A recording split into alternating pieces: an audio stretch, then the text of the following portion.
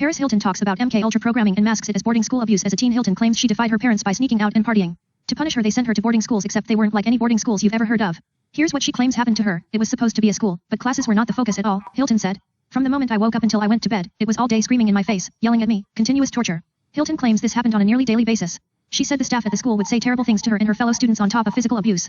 They were constantly making me feel bad about myself and bully me, she says. I think it was their goal to break us down. And they were physically abusive, hitting and strangling us. They wanted to instill fear in the kids so we'd be too scared to disobey them. Astonished face strangling? At a boarding school? These are the children of rich people who sue at the slightest offense. Why wasn't the staff afraid of the parents? According to People, 3 of Hilton's former classmates corroborate her story in the documentary, This is Paris, sharing their own stories of abuse as well. She was a victim of the troubled teen industry, a vast and highly profitable network of programs and facilities that advertise treating, rehabilitating, or reforming troubled youth. I've never heard of this industry. Neither have you, most likely. This isn't our world, after all. It's the world of the evil, rich elite we call the Illuminati. What kind of parents send their kids away for such a minor offense as sneaking out?